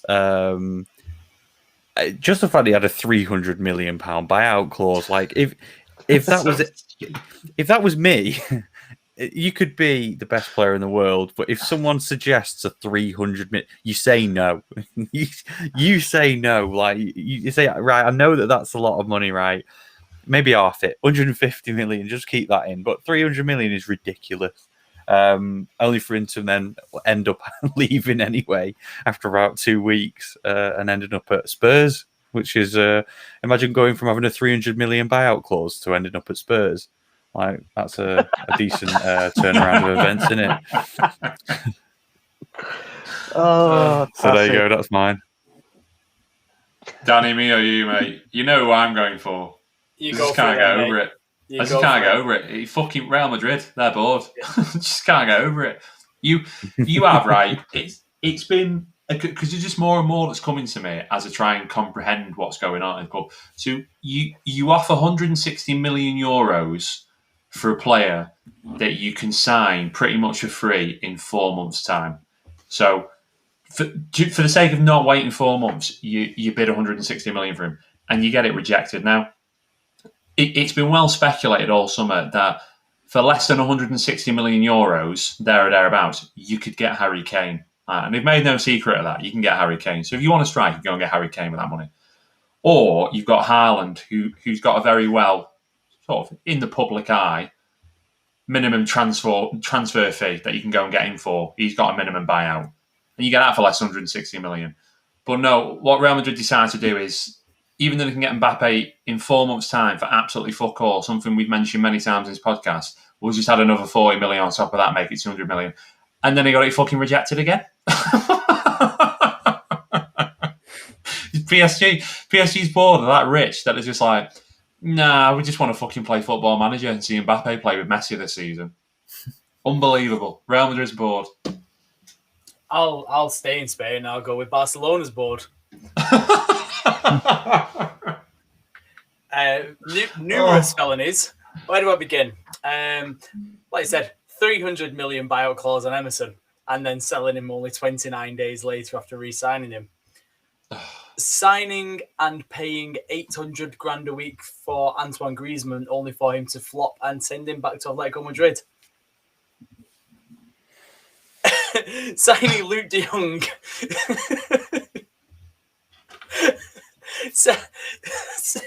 Selling Elias, one of your most promising youngsters, to RB Leipzig. However, it's not my actual nomination. My nomination is RB Leipzig. How are you letting your manager, your best centre-back, and your captain leave for the team, the only team that finished above you in the previous season? You know, bring it up tonight, boys. Marcel Sabitzer for 16 million is going to be the biggest fucking steal we've seen all summer. I can't believe no one else went in for him. Well done, Bayern Munich. You have completely and utterly stamped on German football, and no one can ever touch you anymore. RB Leipzig, all you have to do was stand firm. You've got all the money in Germany. Every club and fan base hates you in Germany for how much money you've got. And you've just bent over and let Bayern slide right in. I'm sorry, mate, but Damari Gray for 1.7 million beats it hands down. That is the bargain of the summer, that, to be fair. So far, especially with how it's going so far for Everton. But yeah, RB Leipzig for me. They had a chance to make a statement in German football and they fucked it.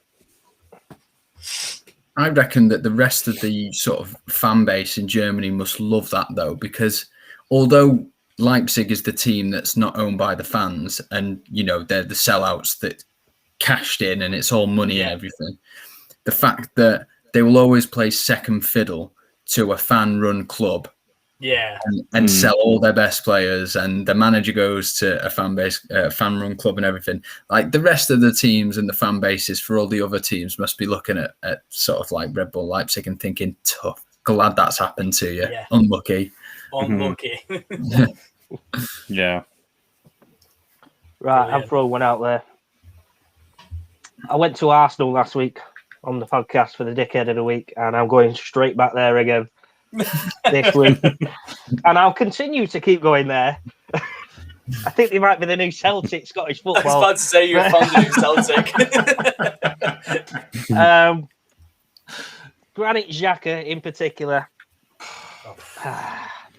The what a moron. The guy's a joke. Fucking idiot. What an idiot. News just in, Dale. Scott Brown signing for Arsenal.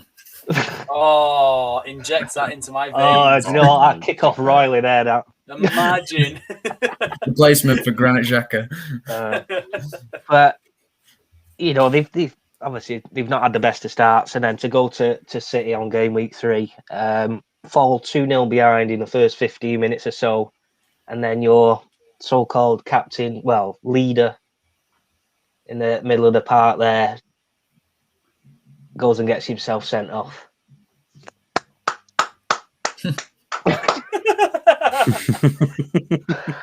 Absolute decision making at its absolute finest, honestly. Why they didn't get rid of him, is beyond me. But that is my nomination this week. Arsenal and Granit Xhaka. Who wins, Dale? Ooh, do you know what? I'll go with yours, Chris, because I can't make head or tail of what's going on at Real Madrid, PSG, the kerfuffle that's going on with this Mbappe deal. Why PSG are reluctant to sell? Why Madrid are putting in the offer of that amount when in 6 months' time it's could be going on a free anyway. But yeah, it just makes no sense whatsoever. And I just think, Real Madrid's board as much as PSG's board, to be fair. Absolutely mind-boggling. Madness. Utter madness. Yeah. Can we just discuss as well? I'm going to try and share my screen here, with everyone. Let me know if you can just see this. So just have a look. Everyone see this here, yeah? What the fuck was Marcel Sabitzer wearing when he signed for Bayern Munich? He looks like an evil villain. He looks like the smoothest man in Germany. That is an evil villain. Yeah. I think it's September the new James Bond film comes out. I want that. We put a post out yesterday. He is every single bad guy in James Bond ever. I want Look at the fucking state of him. I want his turtleneck. I want his hair. I want him at my football club. I'm shaving my beard off. Do you want that sash? Look I want. That's the look I want. Yeah, that's what I want. Yeah, I'll just shave all this off and just there we go. You'd have it. You'd have it. You got the perfect mustache for it. I would. I could be the next Marcel Sabitzer. Do it. I know. I just need the hair. Turtleneck. You've definitely got the turtleneck though. I actually bent my turtleneck the other day, but that's a story for another day. You don't bin a turtleneck, mate. Oh, it's too tight, mate. Timeless. Too warm these days. It's because you've been lifting weights with your neck. Get that Corey Taylor gains in. Danny, should we, before we wrap up, do you want to give us a quick summary of all the big deals that have happened tonight? Because I don't think we're adding to this now, are we? Solomon Rondon's not over the line yet, mate. There you go. He will be. That's all you need to know. It's on the cusp of that one. Where we going? Right, Emerson to Spurs, Antoine Griezmann back to Atletico Madrid. You've got Odison Edouard going to Crystal Palace, Saul Niguez on a loan to Chelsea with an option to buy, Hector Bellerin to Real Betis, Tomiyasu off to Arsenal. Brilliant. Yeah, whoever he is. It's come out apparently. Oh, Jesus Christ. PSG, according to Sky Sports, failed to respond to Real Madrid's 220 million euro offer.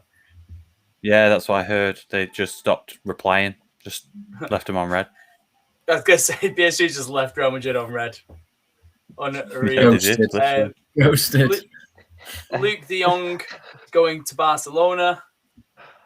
Mad. Christ, there's been a lot, hasn't there? Serge Aurier is now looking at going to a Qatari or Russian team. So don't worry, Josh, your club is safe. Thank you. Nothing on Maitland-Niles, though. No, it looks like he's staying now. Yeah, Arteta's had a It's not going to happen that now.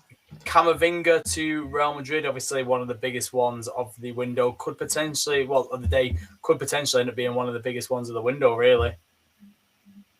And Cristiano Ronaldo had pictures in the United shirt. Do you know what? Yeah. Compared to last year, it's been a pretty good transfer deadline day, I think. This has been the best window we've ever had. Yeah, it's really good. It's not been bad, has it? Josh, one quick one for you. Thierry Small. Yeah. Is he any good? And if he is, why have you let him go? I do think he was a good player for us. Came through the youth system. He's the record breaker for the youngest player to play in Everton's first team. But he's not good enough to break through and get ahead of Luca Dean. So there you go. And we had Nkunku, who's gone out on loan today. We had two left backs. Lee's battery's gone. 2 left backs ahead of him. He wasn't ever going to get in front of them. Not at this stage, not at his age, especially not ahead of the French World Cup winning international that we've got at left back. So he's spat his dummy out, ripped his contract up, and now owes us some compensation, I assume. So he's gone off to Southampton, hasn't he?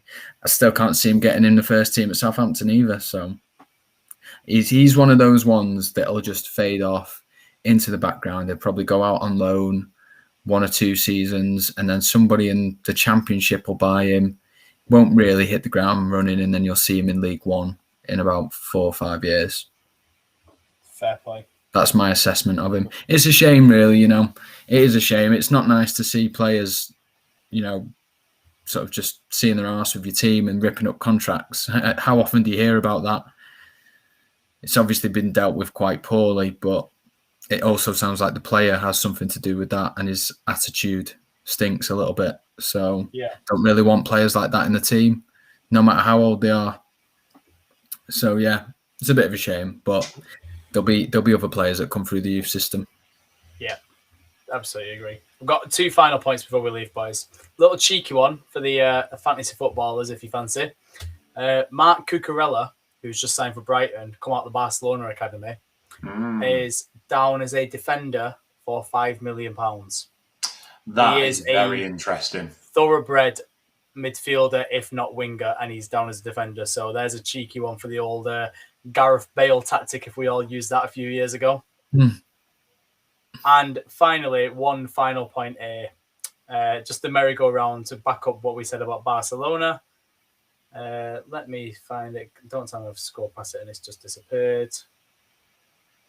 Sorry, let me keep waiting. Yeah, no, it's fine, mate. Yeah, you will wait. Here we go. Barcelona signed Griezmann from Atletico Madrid for €120 million. That deal funds Atletico's signing off João Felix and accelerates Barcelona's financial crisis, which leads to Luis Suarez joining Atletico Madrid for about $2 million. Suarez files Atletico Madrid to the league title, and Barcelona forced to offload Griezmann back to Atletico Madrid. It was a plan all along.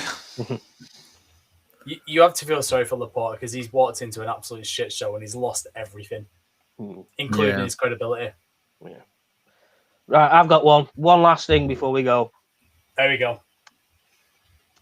Rate the transfer business out of 10 the clubs have done. Oof. I'm going to say United, I'm going to score them 8 out of 10 this transfer window. I think we've done some fairly good business for quite good prices as well. I'm going to say Arsenal 1 out of 10 because I think Ben White will eventually come good. Should we go through the alphabetically or from the top down as the current league standings? Go from the top sorry, down, I started from the bottom up then. We'll go from the bottom up then. Norwich, not particularly good. They've lost the best winger.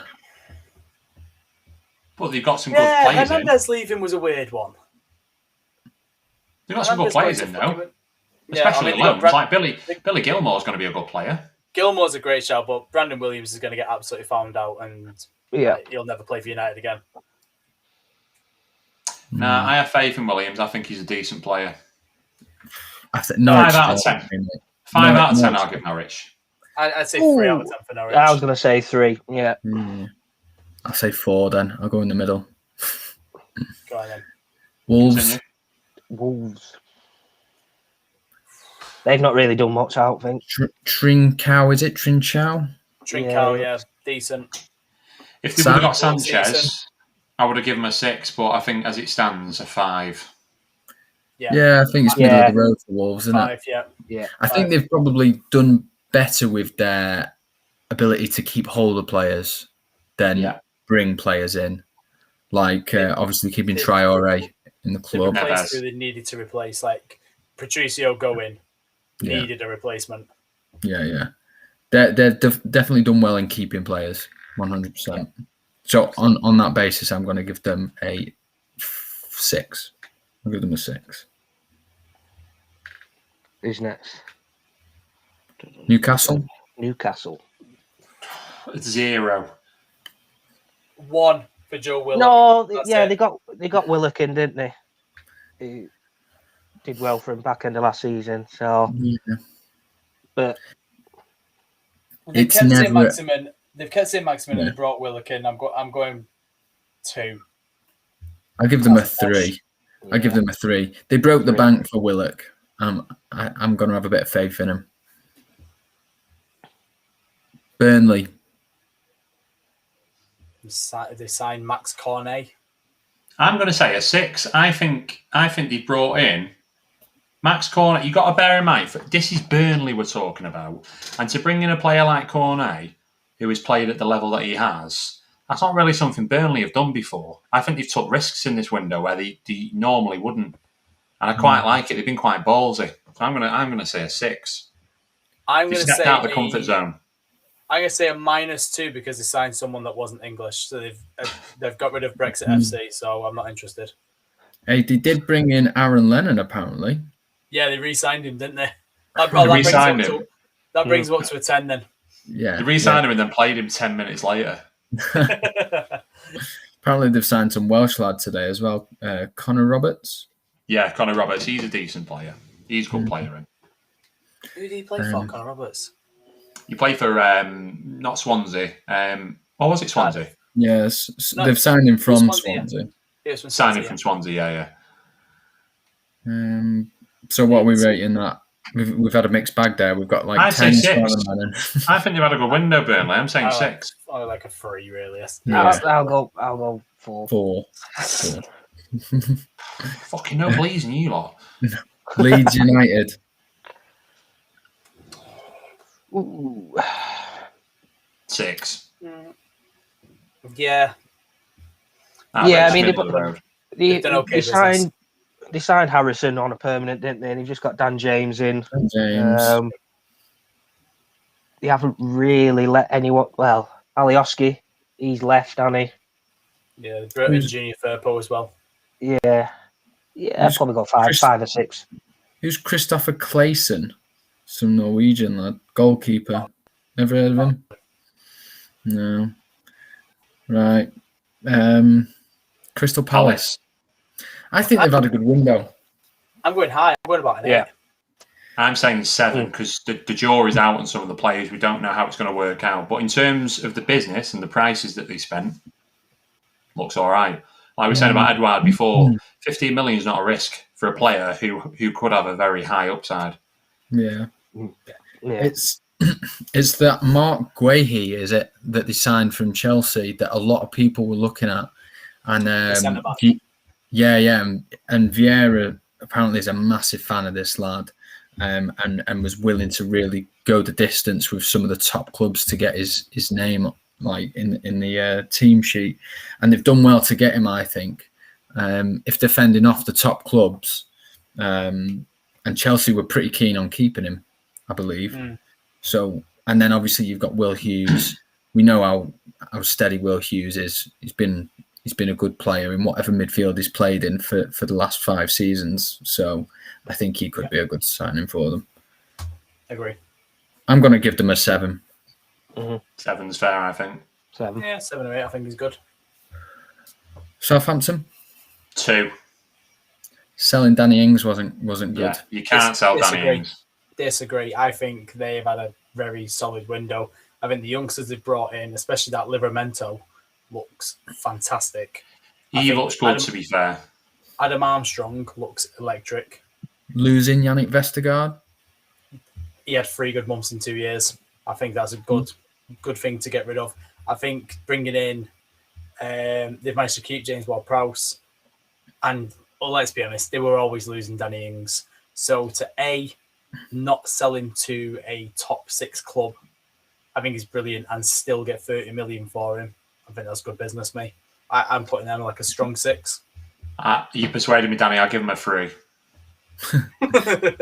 I think the Armstrong deal is going to be the one that will stand out for me. He's looked very, very good since he's come in and he's played the first couple of games. He's quick, isn't he? Yeah, he looks good. Hell, he's fast. Did you know he's English? I know.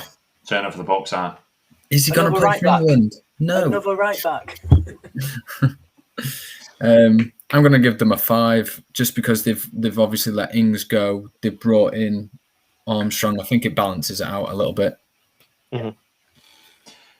Dale, I want to hear your viewpoint on the next club, please, because you've had some very strong opinions about these before. Watford, please, mate. Watford. Honestly, I don't know. I mean, they've brought in Josh King. Is he going to get you goals? No. Probably not. They've just got in Sissoko from Spurs. I don't know what they paid for him or what, but 5 mil. 5 mil. Do you know what? He's probably worth about 5 mil. He's probably about right there. But I mean, even the players they've lost, Andre Gray, he's not really a goal scorer. Troy Dean, he's obviously gone to Birmingham. He was kind of not sort of in the first team anyway. Will Hughes could be a bit of a loss. Yeah, all in all, I don't think it's been that great. I don't think it's been that poor. Probably about a 4 for me. Yeah, 4. I don't think they've strengthened enough. They've not really, yeah. I wouldn't even give them that. I'd say 3. 2. That's harsh. I'm going the opposite way. Oh, fucking here comes Danny. Come on. Here comes Danny. Fucking, you want to see the young players they brought in? No. I think Emmanuel Dennis is a great signing. Surname's Dennis. Fuck off. Next. I think finally bringing in Chucho Hernandez rather than sending him on loan again. Yeah, fair. I'll give you that. They haven't lost Ismail Assar. Very, very good point. They finally got rid of Troy Deeney. Harsh, but I appreciate your point of view. Like I said, they've brought in they lost Will Hughes, but managed to replace him with a midfielder with, might be shite, but he's got good Premier League experience. But he's shit. I know he's shite. but you know, so are Watford, so he'll work there. I'm giving him a 5. I think they've done okay. Aston Villa? 10. They've lost Grealish, but they've spent the money absolutely spectacularly. Yeah, 7.5. They've got Leon Bailey, Danny Ings, Twanzebe from us on loan. You know, they've brought in, Ashley Young as well. He's got Premier League experience. Buendia. Yeah, Buendia is a big one. That. I mean, for 30 million, it could be a good buy. That, to be fair, I mean, there's a lot of money, but it could be money well spent come the end of the season. But I'll probably give them about a 7 or 8. I'm going 8. I'm like 10's a joke. No one's at a 10 window, but I think 8. 8 is good. I think 8's probably there. If they'd have got Ward-Prowse, I'd have been pushed to say below a 10. I think I'd have been pushing them as the best in the window if they'd have got Ward-Prowse. I don't think you can give a team a 10 though when you lose Jack Grealish. No matter who you bring in, that's a big blow. It's a huge loss. Well, that's the only reason why it's not a 10, because they've lost 2 because they've lost Grealish. Yeah. Brentford. NA. Can't go. Yeah. I'm going to give him a 5 just because they've managed to keep hold of Ivan Toney, who was the hottest property outside of the Premier League last season. And I know he's come up to the Premier League with them, but I don't think And Chris's microphone. And he's gone. I think he needs to plug his microphone back on charge. I think probably like a 3 or a 4, I reckon, because they've managed to kept the players that they needed to keep. Don't really know any of the players that they brought in. No, I don't. Looking at them, to be honest. I think they spent a fair bit of money on a defender from Celtic, I think. Oh, that Christian. Yes. Yes, they did. Other than that, I think they've kept most of the team from last season. But your wife's in me DMs. I think he's probably, with the exception of maybe Miles Harris from Chelsea, he's the only one whose name I recognise. That one from Celtic. Yeah. And on that basis, it'd be unfair for me to rank low or high, so I'll just give them a 5 because I really can't. Leicester are always big on the transfer market, aren't they? These days, they're always bringing in, wheeling and dealing, and that. Ademola Lookman today on loan from Leipzig. Patson Daka. Well, you've got Bertrand as well. Ryan Bertrand earlier on. Strange one for me, that. Vestergaard, but 6, I'm saying. 6, I'm saying as well. Is it Salmer from Lille that they got? And they won the French league last year. He must be. Yeah, he looked decent in France, but I mean, it's France. we'd look decent in France. Yeah, I reckon he looked decent in France. Lionel Messi on his debut looked shite. Did he? Yeah, he was awful. He didn't start though, did he? No, he came on for like 30 minutes. Came on for Neymar. I think Leicester's probably a 6. Yeah, I would agree with that. Yeah, he took chances with everyone that he brought, and Bertrand's just a strange one for me. I just don't know where he really fits into the grand scheme of things. Brighton. Well, he's probably going to play now with Ricardo Pereira being injured again. Oh, yeah. He'll probably put Justin at right back, and then that puts Bertrand straight in the team. Brighton and Hove Albion. I think they've had a decent window, to be fair. Right. I do as well. They've kept hold of the Basuma.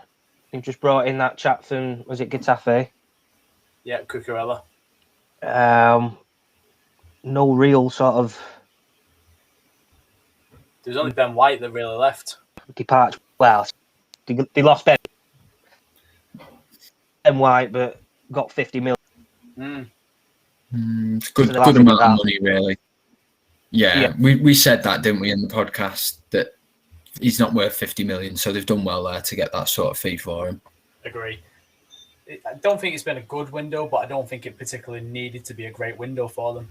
I think that they just need to keep on doing more of the same from last season. So I don't think I'm insulting them by saying a 4 out of 10, but it probably was a 4 out of 10 window for them. I think a 5. Sorry, Collins. I'm going to say 5 just because they got good money for Ben White, and they've not lost Basuma or Mopé, or Mopé was linked with Everton, so I'm going to opt. And they've got that decent goalkeeper. Somebody might have looked at him. He's Spanish or the Sanchez, or Mexican or something. I'll give them a 5. I'd say 5. Arsenal's right back, that lad they were signing, that is confirmed. Serge Aurier has left Tottenham Hotspur. Both confirmed. No, still no confirmation on Rondon though. Man City. I'm going to be controversial here. 3 out of 10. I don't think they've invested where they needed to. They needed a striker, didn't they? And they just didn't get Kane. So they got Grealish. I'm going to say 5. And they lost Mendy to JLFC. Not really much they could have done there. Getting Scott Carson on a free transfer. Did I say 5? Sorry, I meant 4. Yeah, very, very, for their standards, poor window. They had opportunity at Messi, Kane, and Ronaldo, and didn't get any of them. That's bad for City. That's really bad. And I'm shocked that they let Thingy go, Jack Harrison. I thought they'd have given Harrison one more go, how good he was last season. Brilliant player. Very, very strange. What a strange window for City. Yeah. Lots of people leaving on transfers and loans, etc. But you expect that with a club their size. But having said that, 2 things. 1, I think Jack Grealish makes any team better. Yeah. And 2, for all we say about the need strikers and all the rest of it, only West Ham have scored as many goals as them so far this season. Yeah, but they have played Arsenal. They played Arsenal. They played Norwich. Come on. Yeah, they played the 2 bottom teams in the league and scored 5 against them. They've had one challenge all season and they lost to Spurs. I hear your points, and even that's not a challenge, really, is it? No, it's not. I'll shut the fuck up now. Transfer window for me, I'm going to give them a 3, and that's purely just for the Grealish deal. Yeah. Everton. 6. Ooh. Yeah, I'm going to go 6, 7 if Rondon comes in. I was going to say 7. If Rondon comes 7, I think Everton have been very shrewd. I love saying that word, shrewd. Yeah, it's a great word. I mean, we've done well because at the start of the season, if you remember right, we actually got rid of quite a few players like Mohamed Bezic off the books, Yannick Bolasie has gone over to a Turkish team, can't pronounce the name. Moise Keane obviously has completely moved with Juventus today. We've got a bit of money off that. Seem to be recuperating what we paid for him, so at least we're not making a loss. And obviously, it's a loan deal with a view to purchase. It's not like a done deal. So if he goes out there and shines, then it's likely they'll sign him. But either way, we'll get a striker back if not. The players that we brought in though, Asmir Begovic, we lost Olsen because he was a loan deal. We got Bezovic, can't even say his name, Asmir Begovic on a free. His experience in the Premier League, I think, is not a bad second string goalkeeper to good deputy that. Yeah, definitely. And then Damari Gray, I can't go on about how much of a bargain he is. Andros Townsend on a free transfer. I don't understand why Crystal Palace wouldn't offer him an extended deal. I think Palace we were speaking to a Palace fan when we were abroad, and he said we were only willing to offer him a 1-year deal. Everton came in with a 2-year deal, so it was a no-brainer for him. And he's looked decent for us so far. Getting rid of Thierry Small when he spat his dummy out and ripped it. Well, we didn't get rid of him, but he ripped his contract up, didn't he? So Niels and Konku out on loan to Standard Liège today. Good experience for him. And if we get a last deal in here for Rondon, I think that's as good as it gets. It's a shame we didn't get Maitland-Niles for me. Yeah, right back would have tied it up nicely for you as well. Yeah, that's similar to City not shoring up their striker's position. I think we really needed to get a right back, and I'm sure there's a lot of Evertonians that will agree with me on that. We've been looking at getting a right back in for about 3 or 4 seasons now, and it's just we never get that over the line. It's a shame, but you do need that position. I'll take it. It's a 6 for me, maybe a 6.57 if we get Rondon over the line. Should we talk about a dog transfer window? Liverpool 2. Fucking hell, 1. That centre half from Leipzig that they got. That's it. Lost Wijnaldum, didn't they? You got to be fuming about that. 2, and that's literally for Canate. Yeah. Oh, do you know what? I'll push it to a 2 because Henderson signed a new contract. That's not a transfer, mate. You stay at 1. Next, Chelsea. Let's get serious here for a second because Chelsea have had an outstanding window. I'd argue better than United. They've bought 2 players, but one of them was the missing piece in the puzzle. You can't do much better than that. And they've had a lot of players leave. They've recouped a lot of money. You've got to be looking at 8 or 9, I think. Yeah. 8.5, I think is fair. Agreed. Lukaku for me was always going to put them right up there with the top points for transfers. Like you said, he was the missing piece. They did what City couldn't. They got that. They got that top striker, and they already had a big transfer window last year, didn't they? Spending a lot of money. I think that they've got an 8 or a 9 out of 10 there. Sowell as well, bringing the Gaz in. If that's been confirmed now, is just. Yeah, I mean, talk about strength in depth. United we've already spoken about, haven't we? West Ham. Let's talk about West Ham because West Ham have been bloody good in the transfer market again this summer. Late movers, West Ham. Yeah, very late movers, but signed really well. Who they brought in? Zuma. Fantastic. They were lacking a big centre back last season. Brilliant signing. Areola. We all know Fabianski's got a mistake in him. I said Fabianski then. Areola looked brilliant for Fulham last year. I think that's a great signing on the loan. Vlasic. Kral as well. Is it Kral? Yeah, Kral, yeah. Vlasic and Kral are the unknowns, but if Souček and Soufal are for anything to go by, they've pulled out blinders there. Yeah. I think they've added some like strength in depth as well. Obviously, they've got the European football this year as well, and I think they needed a few more players in. And like I say, they've done some business the last 3 or 4 days or so. They've done a fair bit of business, so I think that will help them on the sort of European front. So I'd say they're not far off an 8 as well. I'd give them a 7 probably. 7, probably touching an 8 maybe. I would have put them in an 8 if they'd have managed to get Lingard back. Yeah, same. But managing to keep Rice keeps it up there, so probably 7, 7.5. Josh Lahr, you had the list up with the Premier League table at the first. We've gone through 19 teams. Can you just confirm who's top of the table, please, mate? And we'll... I can confirm that it is Tottenham Hotspur. Tottenham Hotspur, boys. I still 10. Absolute 10. They've had you know what? They've had a very good one. A very good one. Because he kept Harry Kane. Yeah, kept Kane. Got rid of Sissoko. 10. Got rid of Aurier. 11. Yeah. Got rid of Aurier. They've kept Kane. They've kept Son.